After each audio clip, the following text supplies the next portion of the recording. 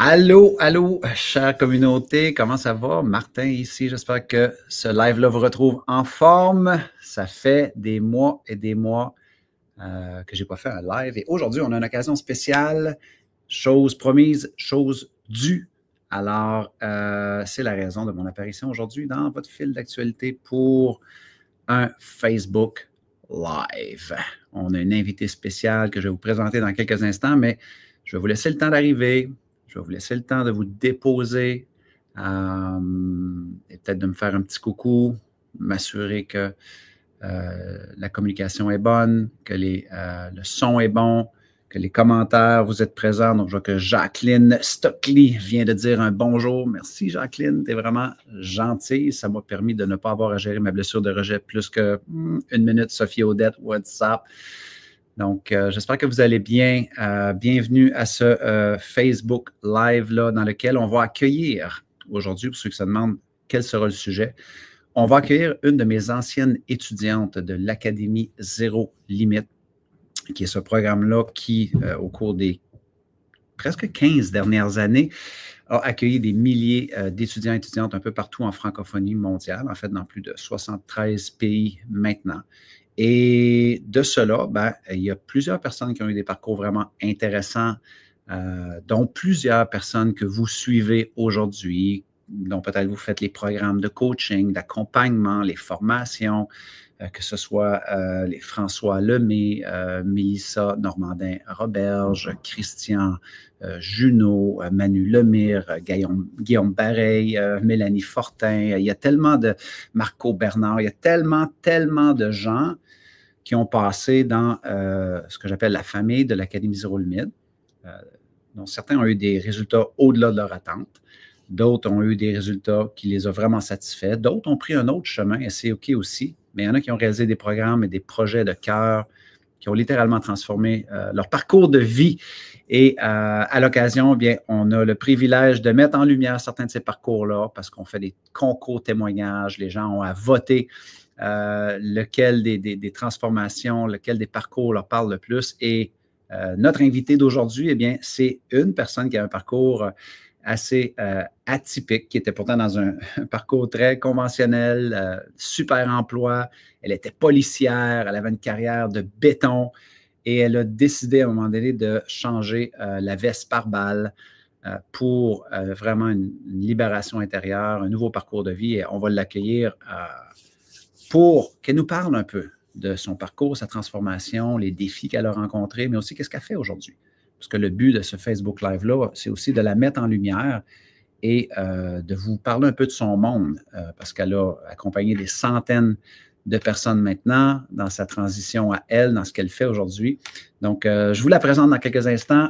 Son nom, c'est Mélanie Bédard et elle va venir nous parler, et croyez-moi, vous allez être inspiré par cette femme de cœur. Mais d'abord, avant tout, comment est-ce que vous allez? Peut-être m'écrire là ici un mot pour me dire comment est-ce que vous allez dans votre petit coin de la francophonie mondiale avec toutes les turbulences socio-politico-économiques qui se passent présentement sur notre belle planète. Beaucoup de turbulences, beaucoup de contraction ou de réactivité pour certaines personnes. Bref, j'espère que vous allez bien. J'espère que vous vous portez bien, que vous preniez soin de vous autant dans votre santé physique que dans votre santé mentale. Et si ce Facebook Live-là vous retrouve dans un endroit où c'est peut-être un peu plus difficile pour vous, ne vous isolez pas, n'ayez pas peur de tendre la main, d'appeler un ami, d'aller voir des amis, de sortir un peu de votre situation. Souvent, c'est ce premier pas-là qu'on peut juger tellement, mais qui est tellement important. Donc, voilà. Alors, j'espère que vous allez bien. M'écrire ici un mot pour voir comment est-ce que vous allez. Et par la suite, eh bien, on va accueillir. Vous m'entendez bien? Tout est beau? Oui. Et quand je regarde ici, là, en passant, c'est que je regarde vos commentaires. Et là, je vous regarde dans le blanc des yeux. Et là, je regarde vos commentaires. All right. OK. Donc, allons-y sans plus tarder. On va accueillir notre invitée, ancienne étudiante, ma foi, quelle cohorte, je crois 2020-2021, j'en ai aucune idée, elle va nous le dire. Sous un tonnerre d'applaudissements, Mélanie Bédard. Salut tout le monde, allô Martin, merci pour l'invitation, vraiment. Ben, ça fait plaisir. Merci d'être ici et d'avoir finalement, hein, on va le dire, finalement réclamé ton dû. Après 3 ans. Ça fait 3 ans que tu as fait l'Académie Zéro Limite, est-ce que c'est ça? Non, je l'ai fait en 2020, mais le prix, je l'ai gagné en 2022. Ah, OK, c'est ça. Parfait, parfait. Donc, comme je disais, on fait toujours un concours témoignage où on appelle toutes cohortes confondues, de dire, hey, qu'est-ce que vous avez transformé? Qu'est-ce que vous avez réalisé? Et c'est dur pour moi, des fois, de savoir qui a fait quoi. Parce que des fois, des gens, ils donnent des retours, des gens, il y a, comment elle s'appelle? Il y a une avocate assez célèbre à Montréal, Julie Couture. Et à un moment donné, je la vois sur un podcast. Elle fait une intervention que c'est extrêmement touchant, qu'elle parle de son parcours. Et je lui écris, je suis comme, hey, merci d'utiliser ta plateforme, ta voix pour dire ce que tu as vécu. C'est tellement touchant. Et elle me répond, elle dit, ah, j'ai fait l'Académie Zéro Limite en 2020 et grâce à toi, j'ai écrit un livre et je te remercie dans le livre. Aucune idée, c'était comme, what? Donc, bref. Des fois, on ne le sait jamais et je suis content que tu sois ici parce que tu as un super beau parcours, Mélanie. Donc, écoute, pour ceux qui ne te connaissent pas, ancienne policière, une carrière de 20 ans. Voilà. Et aujourd'hui, tu es coach, tu accompagnes des femmes, on va en parler, qui ont besoin de sortir d'un état, de différents états que tu vas nous décrire tantôt. Mais d'abord, je veux qu'on aille à la rencontre de l'humaine, l'humain que tu es et le parcours que tu as eu. Comment qu'on fait ou comment qu'on en arrive à faire une transition comme tu avais un bel emploi, tu avais une job de rêve que plusieurs personnes appelleraient. Et la vie t'a fait quelques jambettes qui t'ont amené à prendre une grosse décision dans ta vie. Donc, peut-être un peu nous expliquer un peu, tu étais où avant de faire qu'est-ce que tu fais et qu'est-ce qui t'a peut-être amené à dire, je veux changer, mais j'aurais besoin de m'armer un peu de courage pour faire ce changement-là. Écoute, j'ai fait 20 ans au service de police de Sherbrooke. Les 10 premières années, j'étais sa patrouille. J'ai vraiment aimé ce côté-là. C'était physique, beaucoup d'adrénaline. Ça a répondu à ce besoin-là. Mais à un moment donné, la famille est arrivée. J'avais besoin de plus d'un horaire stable. Donc, je suis allée sergente détective. J'ai fait ça plusieurs années. Et à un moment donné, la démotivation est arrivée. Une maladie, je la polyarthrite rhumatoïde aussi, puis ça m'a pris 1 an à accepter, mais en fait, ça m'a amené à faire une première dépression. Et dans cette belle dépression, belle et bonne, parce que ça a vraiment été un tremplin pour moi, travailler sur moi, diminuer la pression de performance que je me mettais, le perfectionnisme, on se compare souvent. Et la vie, elle fait bien les choses. Elle m'a envoyé plusieurs indices sur la voie, je pense que je devais prendre, et ça a été celui d'amener au Québec un merveilleux projet qui était déjà depuis 2003 aux États-Unis, dans l'Ouest canadien, mais qui n'existait pas au Québec, et c'était celui des chiens de soutien émotionnel en milieu judiciaire. Donc, des chiens MIRA, des chiens certifiés qui, par leur simple présence, réconforte et accompagne les victimes d'actes criminels à travers tout le processus judiciaire. Donc, moi, je suis une passionnée des animaux, des chiens. J'étais un peu blasée à mon poste comme sergente détective à faire du général. Et quand j'ai vu que mes propres jeunes enfants à l'époque allaient voir notre chiot, notre chien, pour du réconfort, j'ai fait 1+1, puis je dis vraiment, les petites victimes, les enfants qui ont été abusés physiquement, sexuellement, qui viennent au poste de police, vont rencontrer des grands monsieur, des grandes madames, dans un environnement qui est froid, qui Intimidant. intimidant. La présence d'un chien calme, ça réconforte, ça apaise, ça facilite la création du lien de confiance. Fait que là, quand j'ai compris que la vie m'envoyait tous des indices pour m'amener à mettre sur pied ce projet-là, j'en ai été passionnée, puis c'est là que vraiment j'ai sorti de ma coquille. Avant, j'étais une fille, je suis encore une fille très réservée, mais je pensais que le mur et la peinture au poste de police, j'osais pas prendre ma place, j'avais pas confiance en moi, même si j'étais capable de faire ma job de police, parce que, en mettant ma veste par balle, je jouais le rôle de la policière confiante. Je savais que les gens voyaient ma tête. C'est un alter ego que tu avais. Là. Exactement. Ils ne voyaient pas Mélanie qui n'était pas confiante, fait que je fais jouer le rôle. Mais ce projet-là, avec beaucoup, puis ça fait drôle à dire, j'ai pu humaniser le système judiciaire à l'aide d'un chien. Ça a apporté beaucoup. On a fait des super belles interventions. Ensemble, on a fait en 3 ans et demi 350 interventions auprès d'enfants abusés physiquement, sexuellement, des femmes victimes de violences conjugales, des femmes abusées sexuellement aussi. Et ça a fait des petits. Aujourd'hui, il y a beaucoup de corps de police qui ont des chiens de soutien émotionnel. La DPJ en a plusieurs aussi. Fait que je suis très, très, très fière. Mais je me suis surinvestie dans ce projet que j'aimais, qui me passionnait. Et à toujours être dans le drame humain, les événements traumatiques, le pire des situations pendant 3 ans. Bien, étant une fille sensible, c'est venu m'affecter, ça m'a amené à faire une deuxième dépression, un stress post-traumatique. Et c'est pas nécessairement par choix de quitter ou de me réorienter, mais mon corps me parlait tellement fort de ne pas retourner là, d'accompagner les gens autrement, avec mes couleurs, dans un environnement plus sain. Et c'est ce qui m'a amené à me réorienter. Pour être plus Ça peut être facile, là, comme d'abord, bravo, là, ton parcours.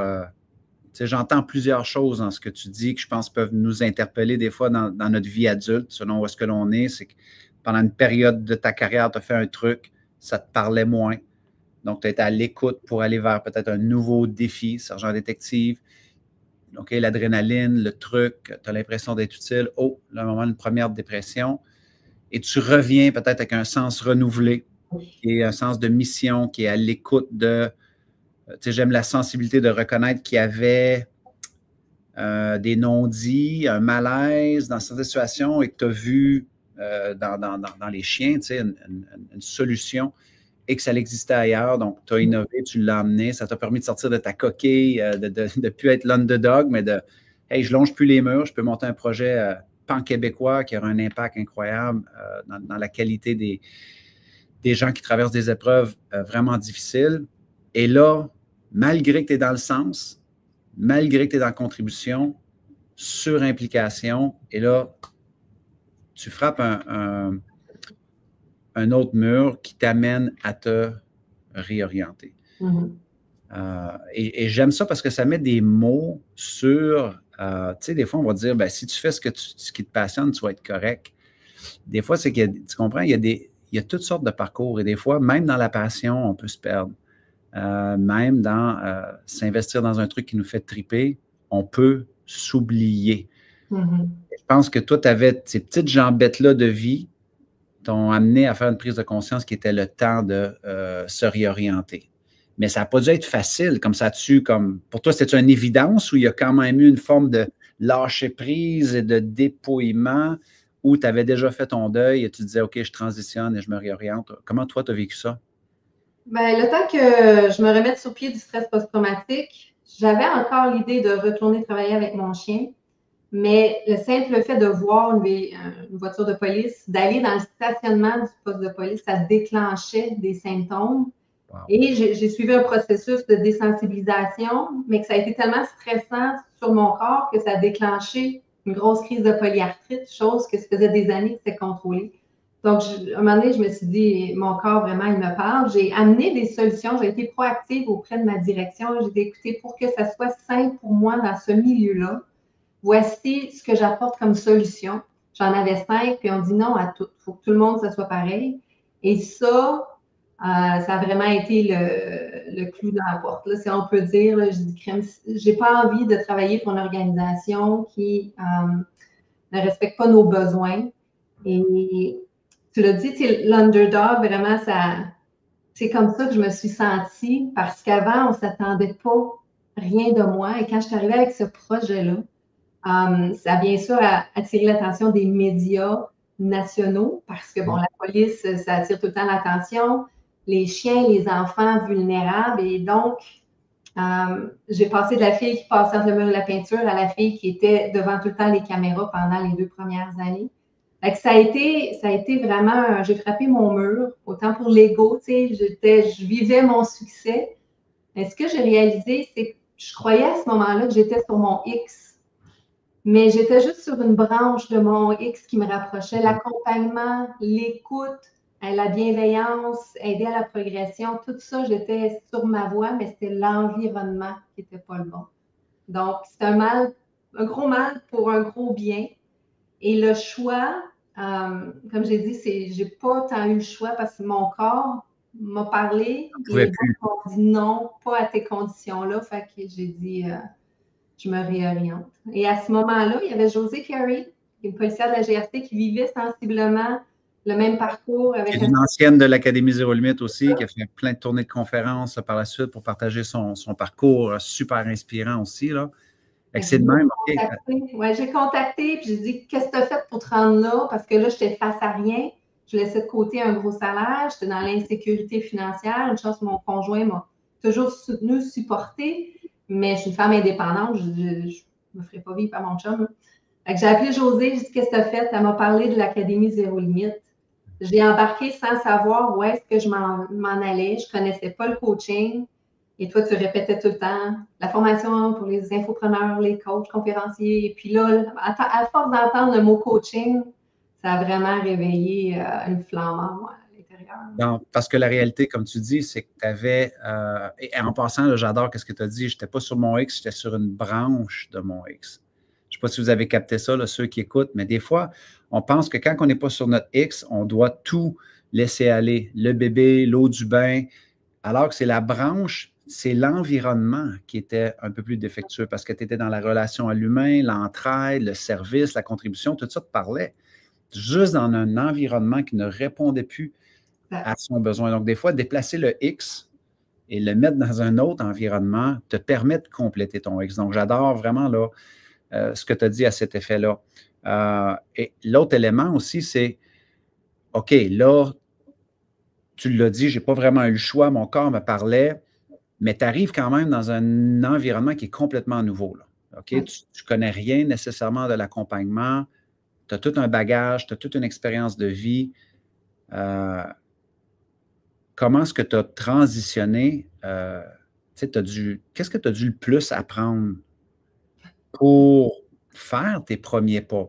Pour les gens qui nous écoutent, disent hey, moi, j'aimerais peut-être changer d'environnement ou changer de profession comme toi. Qu'est-ce qui a été le plus dur? Qu'est-ce que tu as dû le plus apprendre sur toi-même pour t'autoriser d'avancer dans cette transition-là? Wow, le plus apprendre à moi-même, m'autoriser. À changer d'identité, qu'on peut changer d'identité. Moi, je m'identifiais, je suis une police, je suis une police. Là, je perdais ce repère-là, ce pilier-là. Face à l'insécurité, ben, je me suis reconstruite une nouvelle identité. Et je suis allée chercher de l'aide. J'ai pris la responsabilité de vraiment aller chercher les outils. J'avais besoin, le soutien, les formations. J'ai fait un petit détour. Le temps que je faisais ta formation, construire mon site web, je n'avais pas encore la formation pour devenir coach. J'ai offert le service au départ de WebAmi. Donc, moi, la solitude, c'est quelque chose qui me touchait beaucoup. Avant, j'ai longtemps souffert de solitude. Là, c'est ma plus grande amie. Mais je voulais être une oreille empathique pour les gens qui souffraient de solitude. Le temps que j'aille me faire former comme coach, donc ça a pris 1 an. J'étais allée à Coaching Québec, j'étais allée à l'Institut des neurosciences appliquées. Donc, je me suis fait former quand je me suis sentie vraiment outillée. Ben, à ce moment-là, en 2021, j'ai commencé à offrir mes services. Mais le plus dur, ça a été d'apprendre à me vendre, à offrir le marketing. Parce que dans la police, on n'a pas à le faire. On nous appelle, puis c'est gratuit, puis mais là, c'est différent. Qu'est-ce que tu trouvais le plus difficile là-dedans? Parce que je pense que ça peut parler à plusieurs personnes qui nous écoutent, qui ont une posture entrepreneuriale. Qu'est-ce qui est plus difficile dans l'idée de vendre tes services quand tu es un individu? Ben, il y a le syndrome de l'imposteur. Je suis qui, moi? Je commence, bien entendu. Mais ça s'apprend. On peut le transformer en un moteur pour dire, OK, ben, je vais aller me former plus pour vraiment me sentir plus compétente, avoir plus d'expérience. Au départ, j'offrais mes services un prix ridicule pour juste me familiariser puis aller gagner de l'expérience.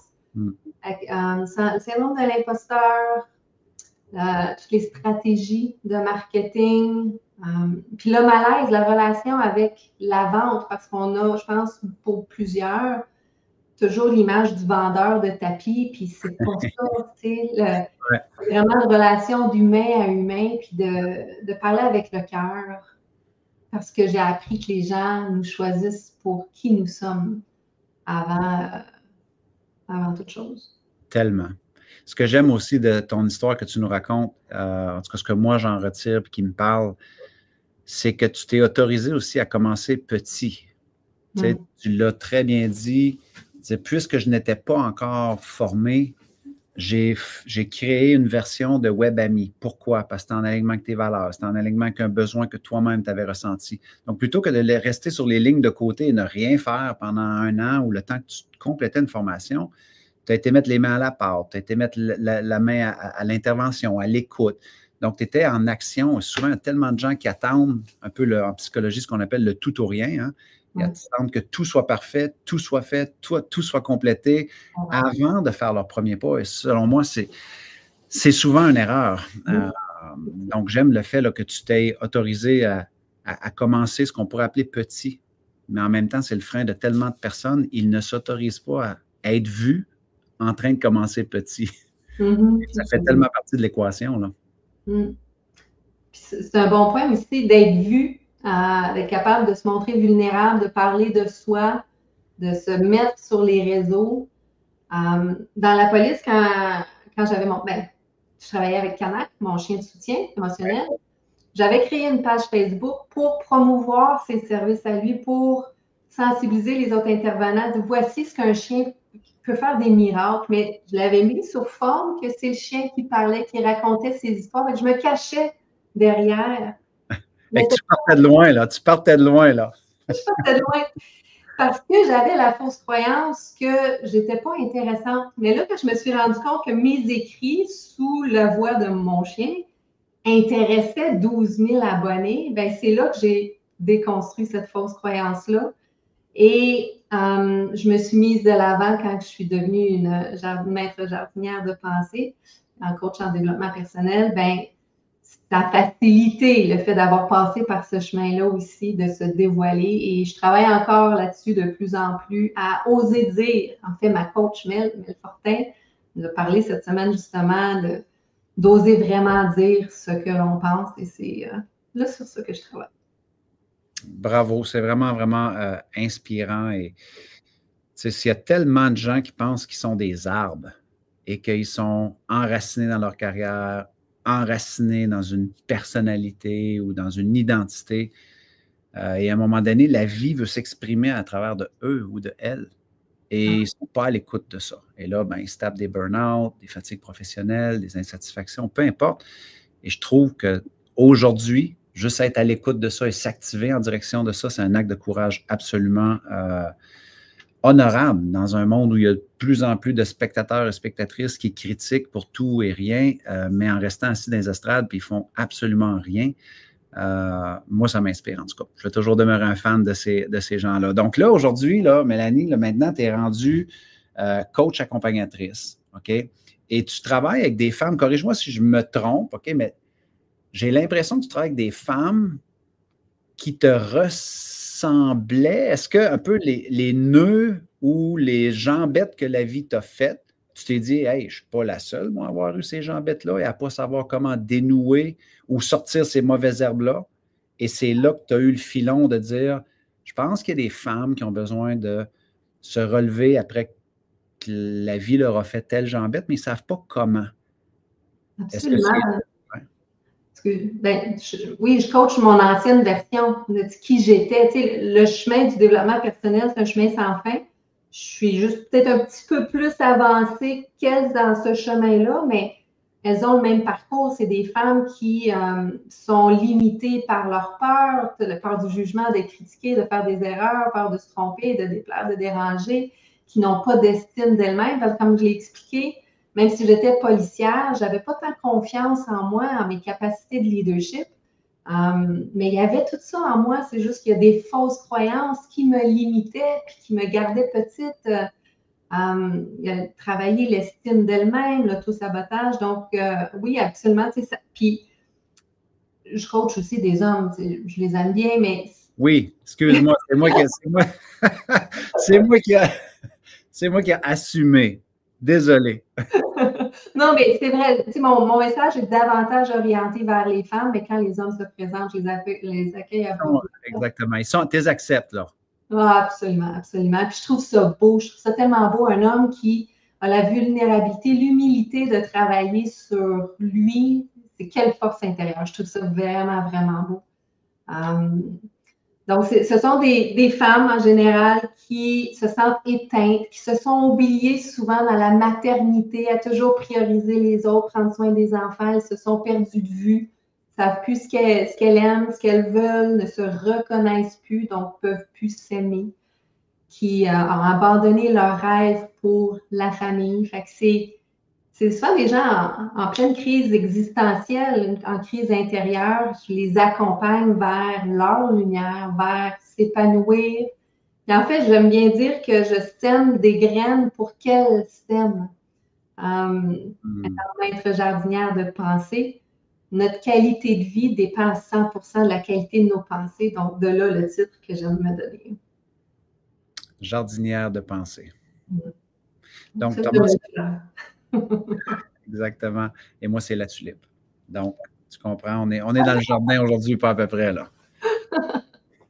Qu'est-ce qui est, donc, il y a des personnes qui nous écoutent présentement, on a une soixantaine en live. En passant, il y a plein de beaux commentaires. Là, Simon qui dit ouf, puissant, few, wow, c'est riche comme rencontre. Donc, qu'est-ce qui est les premiers pas pour une personne qui devrait aller vers un accompagnement? Qu'est-ce qui est peut-être un peu la réflexion, les questions que je devrais me poser aujourd'hui pour dire ce que tu décris là, Mélanie, ça me parle. Je suis là. OK? Crise existentielle ou peu importe ce que tu as nommé qui peut avoir résonné avec les mauvaises herbes que les gens peuvent avoir. Quelles sont les questions que je devrais me poser pour voir ou les réflexions pour voir, hey, j'ai jamais considéré un accompagnement et peut-être que ça peut m'amener ailleurs. De ton expérience là, des quelques dernières années, avoir fait cela depuis 2021, qu'est-ce que toi, tu penses qu'une personne doit peut-être réfléchir pour dire, hey, peut-être que ça pourrait être une prochaine étape. Je pense que c'est pour moi. Tu sais, notre vieil ami Einstein, il disait que si on fait toujours la même chose, on obtient toujours le même résultat. Puis les gens ont tendance, puis c'est bien parfait, de commencer à lire des livres, d'écouter des podcasts, aller voir des conférenciers. C'est bien, c'est un premier pas vers son cheminement. Sauf que c'est pas le conférencier qui va dire « Hey, toi, Julie, dans la troisième rangée, là, ta fausse croyance que tu veux pas voir, là, que tu veux pas remettre en question, c'est ça qui te bloque. » C'est pas assez personnalisé. Et ça permet des prises de conscience, mais si on s'arrête à la prise de conscience, ça donne rien. La connaissance, si elle n'est pas intégrée à notre vie, la connaissance, ça donne rien. Puis j'aime faire le parallèle avec le développement personnel et la police. C'est moi, qui j'étais sans l'entraînement, sans formation, sans équipement autour de mon ceinturon, sans le soutien de mes collègues, puis d'aller intervenir auprès d'un gars chaud qui fait du trou puis qui ne veut pas se faire arrêter, je me sentais dans mes shorts. Mais le fait d'être outillé, d'être accompagné, ça donne de la confiance, d'avoir de l'expérience et d'avoir les formations, les connaissances m'ont permis de bien faire mon travail. Mais c'est la même chose pour moi avec le développement personnel. Si on n'a pas les outils, si on n'a pas les connaissances, les prises de conscience, si on n'a pas le soutien pour nous, un peu comme un garde-fou quand on veut s'auto-saboter ou qu'on ne veut pas aller là où on a besoin d'aller pour nous permettre de nous ramener. Ben, c'est ça qui fait toute la différence. C'est les outils et le soutien. Mon parallèle est bon avec la police. Non, mais il est très bon parce que, tu sais, il y a beaucoup d'incompréhension, on va dire, par rapport au monde de l'accompagnement.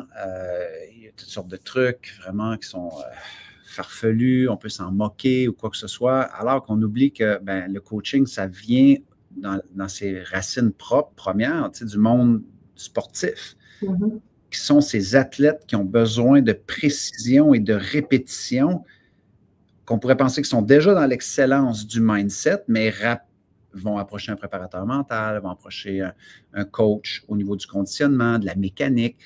Et ben, rapidement, après une décennie en coaching sportif, ça s'est transposé dans le monde des affaires, qui était aussi un monde de performance. On a besoin de performer, on a besoin d'avoir des résultats. Et une panoplie d'entrepreneurs. Moi, je ne coach que des entrepreneurs depuis plus de 2 décennies quasiment. Donc, tu sais, parce qu'ils ont besoin d'arrêter au garage, ils ont besoin d'arrêter au pit stop, ils ont besoin des Formule 1 qui courent et à un moment donné, il faut qu'ils rentrent, faire un peu ajuster les cadrans, l'engin. Et la réalité, c'est qu'aujourd'hui, c'est disponible aussi pour monsieur, madame, tout le monde qui se disent quoi, ça fait des années que je n'ai pas rentré ma machine dans un garage avec quelqu'un qui a étudié là-dedans, qui a été comprendre un peu plus l'humain, ses sensibilités, ses biais de confirmation.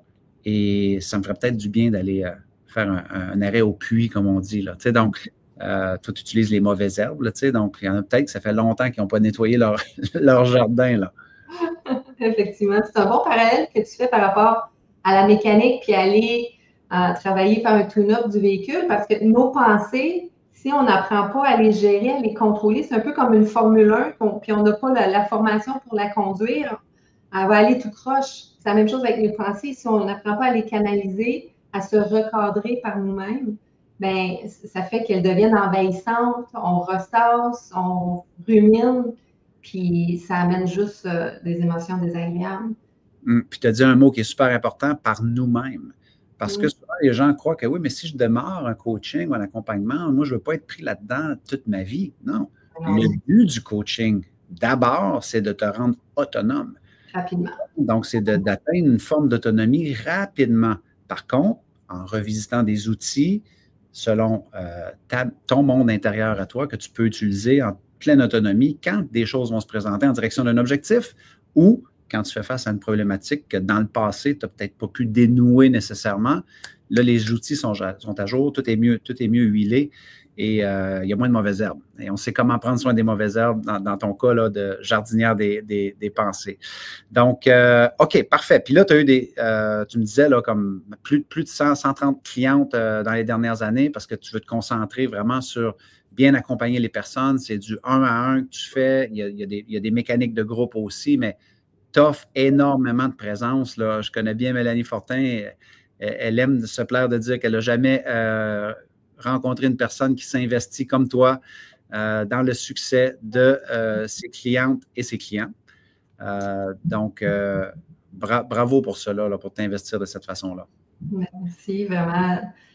Je ne peux pas me comparer à ce que font les autres coachs. Fait qu'elle qui en voit plusieurs, qui a une grande crédibilité, qui me dit ça, parce qu'elle voit les autres coachs, bien, ça m'a confirmé. OK, oui, je suis à la bonne place, je vais avec mon cœur. Et le succès, les résultats de mes coachés, je les tiens à cœur. Ce qui fait que mon service, c'est pas juste lors des coachings one-on-one privés, mais elles ont accès à moi en dehors via Messenger. Si elles ont des émotions désagréables, elles ont des doutes d'elles-mêmes, vivent une situation, je ne sais pas comment le voir, ben, je vais être là pour les soutenir, pour débloquer le tout et ne pas devoir attendre à la prochaine rencontre. Ça fait que ça accélère, puis c'est le but du coaching, vous rendre autonome beaucoup plus rapidement. Cool. J'adore. Et là, tu as un webinaire qui s'en vient 27 et 28 mai, où justement, tu vas donner beaucoup de matière, beaucoup de choses à réfléchir. Et par la suite, tu vas faire une offre d'accompagnement. Donc, pour les personnes qui nous écoutent, là, avant qu'on mette fin à cette belle rencontre-là, pour les gens qui sont ici ou qui vont voir en rediffusion, je vous salue.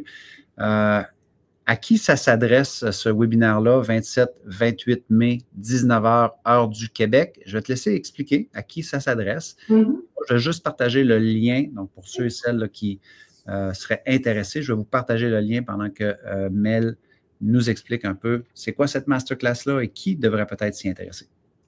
Le titre de mon webinaire, c'est « Reprends le contrôle sur ta vie, libère-toi de ta cage intérieure ». La cage intérieure, ben, c'est des barreaux invisibles qui sont justement les peurs, les croyances limitantes. Donc, ça s'adresse aux femmes, mais aux hommes aussi qui le veulent bien, qui vivent un des 3 grands freins que je vais présenter, qui sont en fait ce que je vois dans la grande majorité des jardinières de pensée que j'accompagne. Donc, vouloir plaire à tout le monde, répondre aux besoins des autres et s'oublier, s'épuiser. C'est bien souvent un des freins. Croire qu'on doit répondre aux besoins de tout le monde pour être aimé, c'est une fausse croyance. Celles qui souffrent d'anxiété, qui sont limitées, freinées par toutes les peurs, bien souvent, c'est l'estime qu'il faut ramener au gym pour qu'elle se renforce, l'estime et la confiance. Et le troisième point, ben, c'est ceux qui ont de la difficulté à comprendre l'essence de leurs émotions, le message de notre inconscient au conscient à travers les ressentis des émotions. Donc, si elles ne comprennent pas les émotions, elles ne peuvent pas bien les accueillir, bien réagir et répondre à ces émotions-là. Et tout part des pensées qui vont générer ces émotions, ces sentiments-là. Donc, c'est les trois plus grands freins. Les femmes qui se sentent éteintes, qui sont déprimées, malheureuses, qui ne se sentent pas sur leur X, qui ont envie de développer tout leur potentiel et leurs rêves. Et j'ai deux gros messages là-dedans. Moi, vous allez voir sur la première page, moi, habillée en super-héroïne. En fait, c'est l'underdog. Soyez votre underdog, donc votre super-héroïne de votre vie, qui allez vous sortir par vous-même d'une situation qui est insatisfaisante, qui ne vous convient plus, pour vous amener à rayonner. Et l'autre message qui me touche beaucoup, c'est en travaillant sur soi, on devient de meilleurs modèles inspirants, positifs pour ses enfants parce que bien involontairement, bien inconsciemment, souvent les mamans, on peut transmettre nos peurs à nos enfants, on peut transmettre notre faible confiance, notre faible estime. Et il n'y a pas une maman qui veut ça, mais d'en prendre conscience et de devenir un meilleur modèle, surtout pour nos filles. Parce qu'on ne veut pas que nos filles apprennent à s'effacer, croyant que c'est comme ça qu'elles vont être aimées. On ne veut pas que nos filles commencent à tout faire pour plaire. On veut qu'elles prennent leur juste place et quel autre meilleur moyen que d'être ce modèle-là. Alors, je vous invite tout le monde à venir à mon premier webinaire. Ah, ça va être un premier webinaire en plus? Tout premier. Oh my God, ça, je ne savais pas ça. OK, good, all right. Écoute, j'écoutais ce que tu disais, puis c'est tellement important d'être à l'écoute de notre boussole intérieure. Hein? C'est quoi qui nous parle? Et en passant, là, pendant que je vous explique ça, ceux qui sont à l'écoute, peut-être me dire qu'est-ce que vous avez aimé aujourd'hui de cette rencontre-là. Il y a peut-être 60 personnes ici, là. Je vais aller voir si vous avez toutes répondu. Qu'est-ce que Mélanie a dit que vous aviez peut-être besoin d'entendre aujourd'hui? Qu'est-ce que Mélanie a dit aujourd'hui qui vous a fait du bien?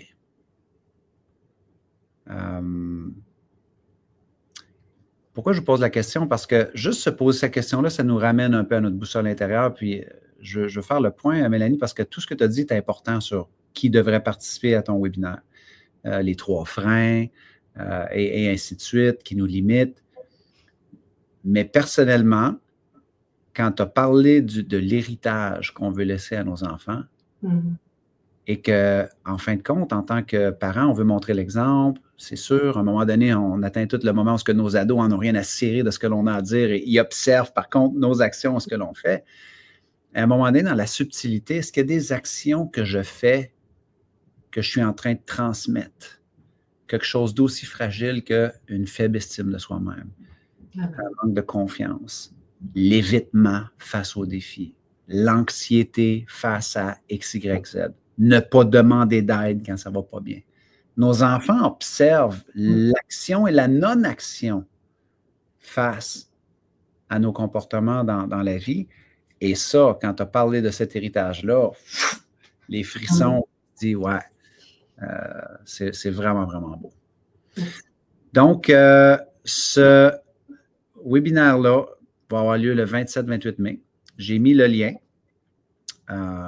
Pour les personnes qui veulent aller, vous allez simplement cliquer le lien et vous allez vous rendre à une page d'inscription, ce que le plus classique, vous rentrez votre prénom, je crois, et votre courriel. Et je vais vous laisser là, majeur et vacciné, prendre votre décision. Et par la suite, Mélanie, si elle propose un accompagnement, vous êtes sur votre responsabilité, quoique j'ai une énorme confiance en Mélanie. Prenez votre décision. Assurez-vous de poser toutes vos questions à Mélanie avant. Et par la suite, prenez votre décision par vous-même. Donc, je ne sais pas si tu vois les commentaires, Mélanie. Je vais aller Pierrette, elle dit que c'est ta démarche pour devenir coach malgré les peurs et commencer petit. Ça lui a vraiment fait du bien. Simon Piché, Richard, faire le premier pas vers son appel intérieur, humain avant tout. Plein de wow, en fait. Donc, ça, c'est à toi, ça, là. OK? Laurence, la vulnérabilité, oser se prendre en main et d'avancer sans peur pour que nous puissions réaliser nos rêves. Love it. Éviter le tout ou pantoute, hein, s'accorder la permission de commencer avec ton web ami. Oui. Tu as été dans cette idée-là de commencer, te mettre en action. Anne-Marie, s'autoriser à faire débuter petit en ne s'obligeant pas à la perfection dès le départ. Vraiment. Oser ne plus se cacher. Hein? Quand tu disais te longer les murs, là, tu as osé ne plus te cacher. Ça a parlé ça à Nathalie Moinet. OK, parfait. Good. Les autres, merci pour vos commentaires. Mathieu Fortin, ce que je retiens, on peut changer notre identité. Nous ne sommes pas notre profession.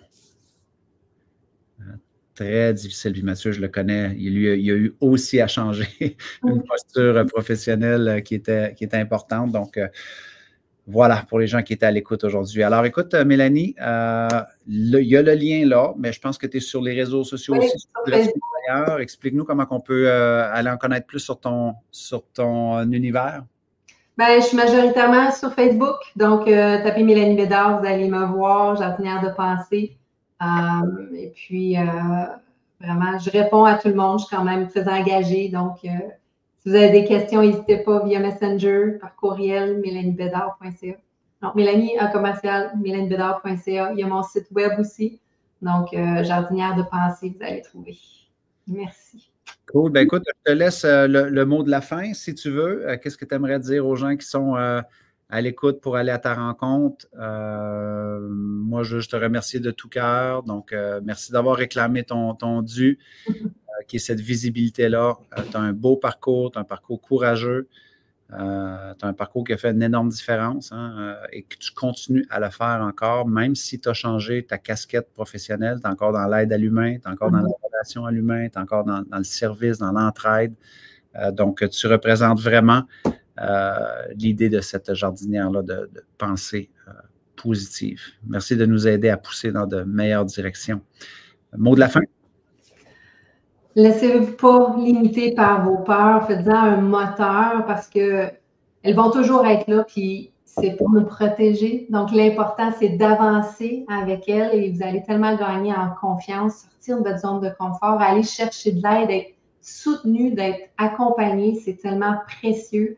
Je n'ai jamais regretté d'être allée à la Z, d'avoir des formations, avoir du soutien avec ma coach Mélanie Fortin.